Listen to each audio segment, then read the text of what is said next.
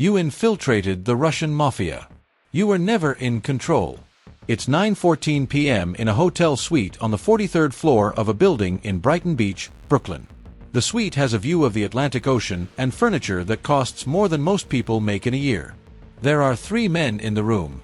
One of them is pouring vodka with the practiced ease of someone for whom vodka at 9 in the evening is not an event but a rhythm. One of them is looking at his phone. The third is looking at you. His name is Dmitry Volkov, 62 years old. Former GRU, Russian military intelligence, colonel who resigned in 1994 when the Soviet apparatus finished collapsing and certain career paths became more lucrative outside the official structure than inside it.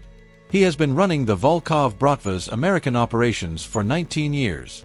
The FBI has a file on him that runs to 312 pages and has produced 0 charges. He is looking at you with an expression that contains no hostility and no warmth and nothing in between.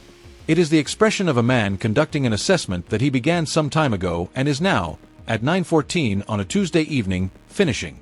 He says, in English with no perceptible accent, "I know what you are." The room doesn't change. The man with the vodka continues pouring. The man with the phone continues looking at it. This is not a dramatic revelation. It is a status update. Volkov is telling you that a calculation he has been running has reached its conclusion, and the conclusion is what it is, and what happens next is a function of factors you do not yet know. You say, "Then you know more than I do." He almost smiles. He says, "Sit down." You sit down. The man pours a third glass of vodka and sets it in front of you. You pick it up.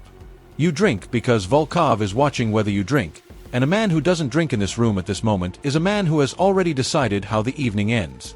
You have not decided how the evening ends. To understand why you are sitting in a hotel suite at 9:14 on a Tuesday having vodka with a former GRU colonel who just told you he knows what you are, you have to go back 17 months. Back before Volkov, before Brighton Beach, before the specific education in powerlessness that the Bratva delivers to every person who enters it believing they are directing something. 17 months before the vodka.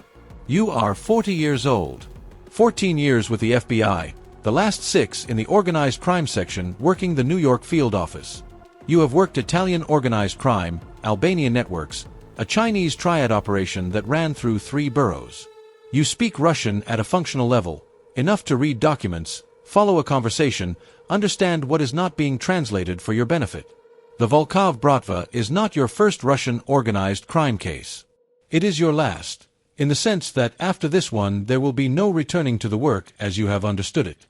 Your supervisor, ASAC Chen, puts the case on your desk on a Monday morning in the specific way that supervisors present cases they know are difficult, not with enthusiasm, with a measured tone of someone explaining why the thing they are asking you to do is necessary despite everything. She says, the Bratva's American operation runs through Brighton Beach. Extortion, money laundering through restaurant and real estate holdings, arms brokering on the Eastern European supply chain. We have been building a RICO case for 4 years. What we do not have is anyone above the operational level. The Bratva's command structure is insulated from every transaction by at least 2 layers of intermediaries, and the intermediaries are either loyal beyond the reach of standard witness development or afraid beyond the reach of standard witness protection. She pauses. She says, the Bratva is different from other organizations we've worked. Volkov is former GRU. The men around him have professional intelligence backgrounds. They conduct counter-surveillance as a matter of routine. They do not make assumptions about their security. They test it, continuously, and anyone who fails the test disappears from the organization without explanation. You say, what's the entry point? She says, a man named Grigory Lashkov. He manages the Bratva's money laundering operation through a network of businesses in Brighton Beach and Sheepshead Bay. He periodically hires American business consultants for legitimate-facing work that provides cover for the financial structures he maintains. The consultants never know what they are actually part of. She slides a folder across. She says, we want someone who does know. Someone who can build the relationship with Lashkov deep enough to move toward Volkov. You open the folder. You say, what's different about this insertion versus the standard approach? She says, the Bratva's counterintelligence capability. We believe they have a source inside one of the agencies involved in the previous investigation. The previous insertion lasted 11 weeks and ended with the officer walking out of a parking garage in Brighton Beach and never reaching his car. She says, "We changed every protocol. New communication system, compartmented from anything that touched the previous operation. New cover, new entry point. The only people who know this insertion is happening are in this room. There are 2 people in the room.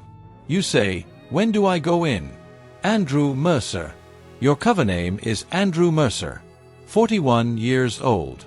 Born in Philadelphia. MBA from Wharton, real degree, real institution. The cover uses a legitimate alumni record built through a process that takes 3 months and involves a cooperation agreement with the university's general counsel that is sealed under court order. 12 years in financial consulting, the last 4 as an independent operator after a departure from a mid-sized firm in circumstances that are described as a mutual parting and read, to anyone who checks, as a man who was too aggressive in his methods for a firm that needed plausible deniability. The aggressiveness in the methods is the cover's core. Andrew Mercer is a man who is very good at making money structures work in ways that do not attract regulatory attention, and who is sufficiently flexible about the source of the money to have become, over the last 4 years, someone that people like Lashkoff encounter through referral networks that operate below the visible economy. The referral is real. A cooperating witness makes the introduction with a specific endorsement that matters in this world. He's effective and he doesn't ask questions that don't need answering. Your handler is an agent named Kowalski. New York Field Office. Your communication system involves a barbershop in Bensonhurst, a haircut every 10 days, a cooperating witness barber, a folded paper in the cape going both directions. Kowalski's instruction before insertion is the one that will matter most. He says, "The Bratva does not operate on trust. It operates on leverage. They do not accept people into their confidence because they like them or because they have been vouched for. They accept people because they have accumulated enough information about those people to ensure compliance." Your cover must be constructed with this in mind. Andrew Mercer needs to have vulnerabilities that the Bratva can find and use, because an organization with no leverage over you is an organization that has no reason to keep you close. You say, "What vulnerabilities?" He says, "We've built 3. A tax matter from 4 years ago that was resolved but leaves Andrew Mercer exposed to civil action if the resolution is examined too closely. A personal relationship in his past that ended in a restraining order, fabricated, documented, accessible to anyone who runs a thorough background. And a current financial pressure, a debt to a private lender that is legitimate on paper and substantial enough to explain why Andrew Mercer is willing to do work he might otherwise decline." He looks at you. He says, "The Bratva will find all 3. When they do, they will believe they have you. That belief is what keeps you in the room. The danger is that once they believe they have you, they will begin testing whether they do." You say, "And if the tests go somewhere I can't follow?" He says, "That's the question every undercover operation has and nobody answers until they're in the room. What the Bratva actually controls. The first thing Lashkoff does, before he gives you a single piece of work, is disappear for 2 weeks. You find out later that the 2 weeks are the Bratva's standard background verification period. During that time, Andrew Mercer's history is checked through channels that the FBI's cover construction team did not anticipate and partially did not know existed. A contact in the Philadelphia courthouse confirms the tax matter. A private investigator in New Jersey locates the restraining order. The debt to the private lender is verified through a financial intelligence network the Bratva maintains that maps the credit exposure of hundreds of potential business contacts. You find out they found all 3 because when Lashkoff calls you after 2 weeks, his tone has changed. He is not warmer. He is more direct. The directness of a man who has decided something. He says, "I have some work that might suit you." The work is real. Lashkoff's operation involves 7 businesses in Brighton Beach and Sheepshead Bay, a restaurant, 2 real estate holdings, a car service company, a jewelry store, a travel agency, and a seafood distributor. The businesses are legitimate. Their financial structures are not. Your job, as Andrew Mercer understands it, is to optimize the structures in ways that reduce their visible tax exposure while maintaining the cash flow patterns that serve Lashkoff's actual purposes. You are good at this because the FBI spent 2 months briefing you with a forensic accountant from the IRS Criminal Investigation Division until you could do it credibly. You are also good at it because the work itself has a specific intellectual texture. The puzzle of making numbers tell a story that is not the story they actually represent, that you recognize from financial crimes investigations, and that, in this context, you find yourself performing with an ease that surprises you.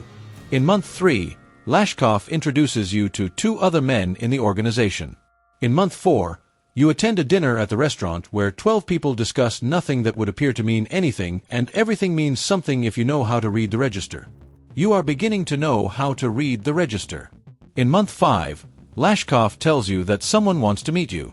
He says it the same way he says everything, without inflection, without ceremony. But you have been in his orbit long enough to know that the absence of ceremony in Lashkov's communication is itself a signal. You say, "Who?" He says, "Someone who makes decisions." What the Bratva knows about you. You meet Volkov in month 5 at a private dining room above a restaurant in Brighton Beach. He is everything his file describes and nothing like it.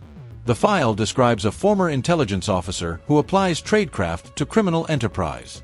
What you encounter is a man who has spent 30 years, 20 in the GRU, 10 in the Bratva, studying people as a professional discipline, and who has the specific quality of deep attention that this produces.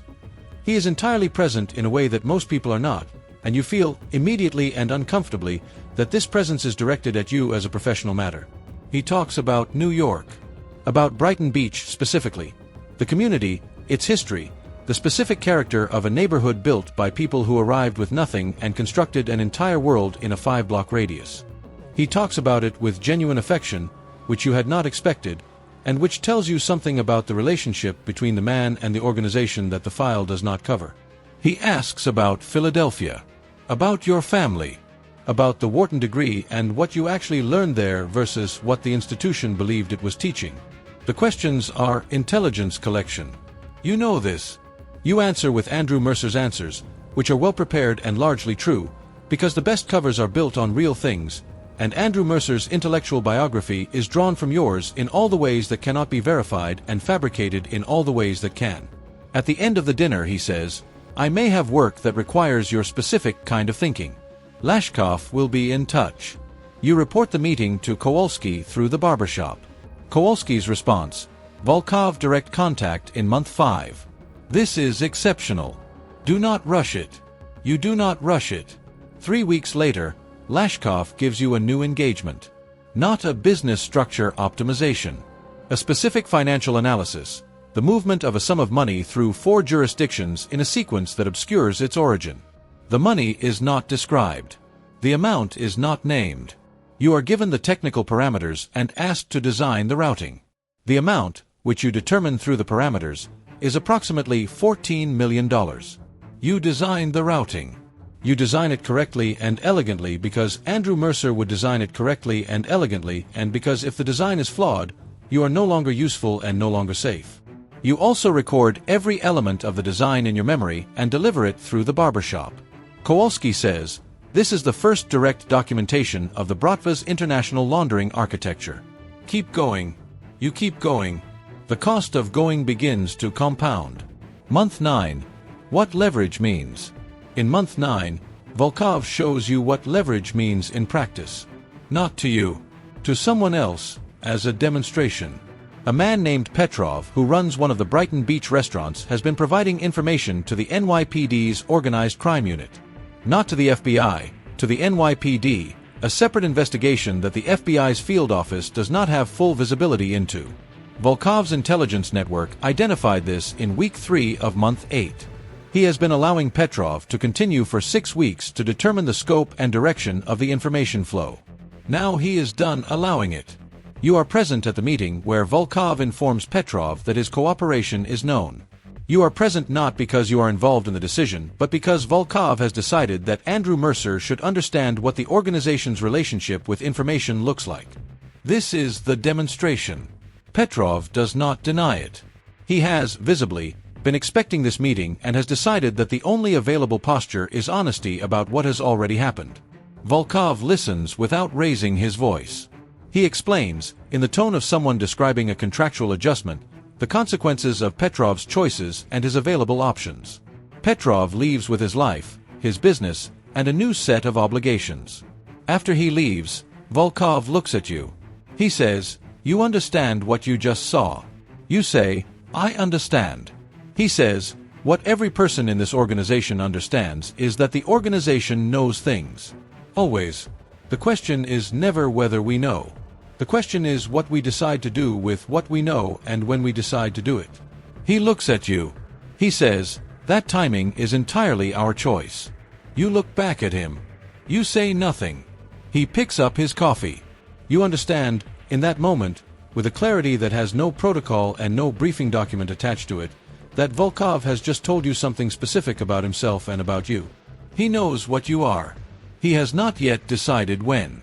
The 8 months of knowing. You report the Petrov meeting to Kowalski. You do not report what you understood at the end of it. Not because you are withholding intelligence. Because what you understood is not intelligence. It is a reading of a man, a reading that may be wrong, that is based on inflection and implication and the specific quality of attention Volkov directed at you when he said timing is entirely our choice, and a reading that, if you report it, will trigger an extraction protocol that ends the operation before it reaches Volkov himself. You make a decision that is not in any protocol document. You stay.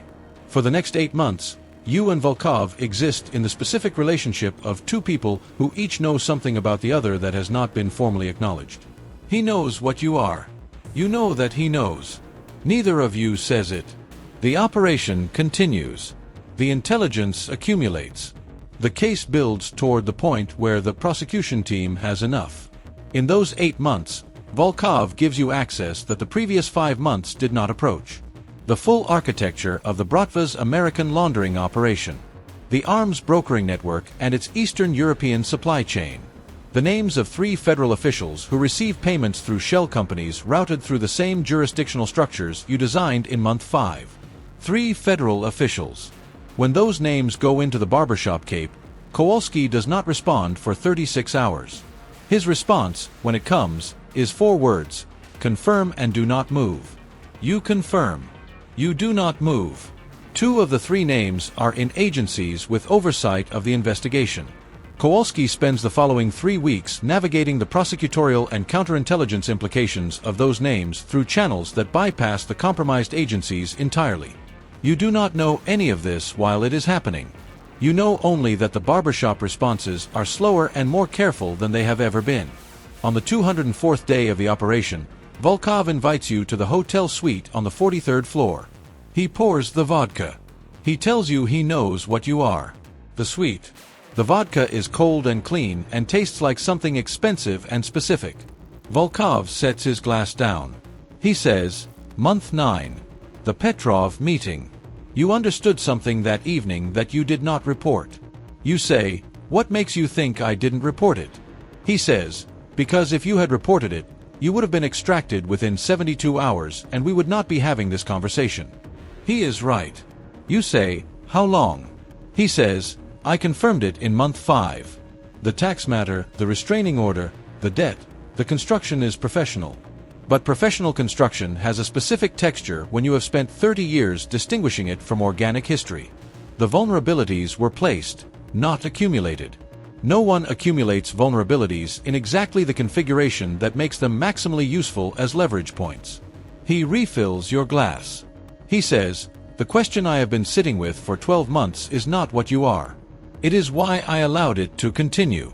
You say, and? He says, 3 reasons. The first is that your work is genuinely excellent. The laundering architecture you designed has been used. It functions. Whatever your ultimate purpose, the intermediate product is real. He looks at his glass. He says, the second is that you are not what I was told to expect. 2 previous insertions were men who were looking for a transaction. Get in, get evidence, get out. You have been something different. I am not certain I have a word for it. You say, what's the third? He says, the 3 names you transmitted 8 weeks ago. The room is very quiet. He says, I put those names in your path. Specifically, deliberately, in month 13. To see what you would do with them. Men who are looking for a transaction would have transmitted them immediately and triggered an extraction. You held them for 6 days before transmitting. That told me you understood their weight. You say, why does what I did with them matter to you? He says, because those men have been a problem for me for 4 years. They take payment and do not stay bought. They are a liability I have not been able to address without creating a larger exposure. And you, your organization, are now in possession of evidence sufficient to remove them from the equation without any involvement on my part. He looks at you. He says, I have been managing you toward a specific outcome for 12 months. I was never your asset. You were mine. The man with the phone puts it in his pocket. The man with the vodka leaves the room. You and Volkov sit in the suite at 9:14 on a Tuesday evening. You say, what happens now? He says, now you leave. The warrants execute tomorrow morning. Yes, I know about the warrants. I have known for 11 days. I will be arrested at 8 a.m. at my home in Brooklyn. My attorneys have been prepared since Monday. He stands. He says, you should understand something before you go. You came in believing you were conducting an investigation. What you were actually conducting was a negotiation I designed. The evidence you have gathered is real. The case it will build is real. But the evidence you have is the evidence I chose to give you. He straightens his jacket. He says, everything you know about the Volkov Bratva is true. And it is exactly what I needed you to know. He walks to the door. He says, the vodka is from Kazan. Worth finishing. He leaves. You sit in the suite for a long time. You finish the vodka. 8 a.m. on a Wednesday. The warrants execute at 8 a.m. across Brooklyn, Queens, and 3 international jurisdictions. Dmitry Volkov is arrested at his home in Bay Ridge at 8:03 a.m. He is dressed. He is eating breakfast. His attorneys, 2 of them, are already present, having arrived at 7:45. The arrest takes 4 minutes. He does not speak. He looks at the lead agent with the expression of a man confirming a detail he has already verified, and he gets in the car. Lashkov is arrested at the seafood distributor at 7:58 a.m., mid-inventory. He looks surprised, the specific expression of a man who believed he had more time, and then he looks not surprised, which is the expression of a man who has known for a long time that time was the variable. The 3 federal officials are taken into custody simultaneously by separate teams from the DOJ's Public Integrity Section, operating from a warrant chain that has been completely isolated from the compromised agencies since Kowalski received the names 8 weeks ago. 2 of them are arrested at their offices. 1 is arrested at his home. 47 total arrests across 3 jurisdictions. The financial architecture of the Bratva's American laundering operation, designed in part by the undercover officer whose cover name was Andrew Mercer, is documented in sufficient detail to support RICO charges against the entire organizational structure. You are extracted before the warrants execute, at 5 a.m., by Kowalski in a car outside the barbershop in Bensonhurst. You get in the car. You say, he knew everything. Kowalski says, everything? You say, he put the 3 names in my path deliberately. He used the investigation to remove people who were a liability to him. He knew about the warrants 11 days ago. He managed the entire operation from his end for 12 months. Kowalski drives. He says, does the evidence hold? You say, yes. He gave us everything we needed. That's the point. Kowalski says, then the case is built. You say, the case he wanted us to build. Kowalski says nothing. You watch Brooklyn pass outside the window at 5 in the morning, the specific gray light of a city before it wakes, and you sit with the specific disorientation of an operation that succeeded by every measurable standard and that you did not control for a single day of its 17 months. What control actually means. The psychological evaluation runs 7 weeks. You see Dr. Kaminsky, who has a practice in Midtown and whose client list, he tells you in the first session, includes a significant number of people from the intelligence community. He says, they usually have the same problem you have. You say, what problem is that? He says, the belief that control is what makes work meaningful, and the experience of doing work that mattered without having had control of it. You say, he designed it. Every access point, every piece of evidence, the timing of when he showed me the 3 names. I was executing his plan. Kaminsky says, and the 3 officials in federal custody right now? You say, his problem, solved through us. Kaminsky says, was it not also your problem? You sit with that. The 3 officials, a deputy assistant director of the DEA, a federal customs supervisor, and a state-level financial regulator, are charged with corruption, bribery, and obstruction. Their prosecution moves through the public integrity section on a timeline separate from the Bratva case. The evidence that convicts them came from a federal undercover operation. The fact that the undercover operation was partially directed by the man it was investigating is documented in the classified case file and nowhere else. Volkov receives a 23-year sentence. He is 62 years old. His attorneys argue his GRU service as complex context. The judge notes it and imposes the sentence. Lashkov receives 14 years. You return to the organized crime section. Different desk, different case, different organization. You are the same person who went in and you are not, in the specific way that operating inside a system designed by someone more experienced than you are changes the experience of your own competence. Kaminsky asks you, in week 6, what did you learn? You think about it for a while. You say that gathering intelligence and being manipulated are not mutually exclusive. That a man can give you everything you need and be directing you at the same time. That the evidence is real even when the person who gave it to you had reasons of their own. Kaminsky says, does that change what the evidence is worth? You say, no. 3 officials are in custody. The laundering network is documented. The case is built. He says, then what changes? You say, the story I tell myself about what I was doing while I was doing it. He writes something down. The Bratva's American operation has partially reconstituted through affiliate networks the investigation documented but did not charge. The financial intelligence Volkov gave you has tracked the reconstituted network across several jurisdictions. The gift keeps generating intelligence. He gave you the tool to find him. He gave you the tool to find what came after him. You are not sure whether this was part of the design or simply what happens when someone builds a system well, effects beyond the original purpose. Volkov would probably say there is no difference. You think about the sweet at 9:14. The vodka from Kazan. The specific quality of a man telling you that you were never in control in the tone of someone who considers this information useful rather than cruel. You think, he was right. You think, the work was still worth doing. You think, those two things are harder to hold simultaneously than any training prepared you for. You hold them anyway. That is, in the end, the only thing in 17 months that was entirely yours.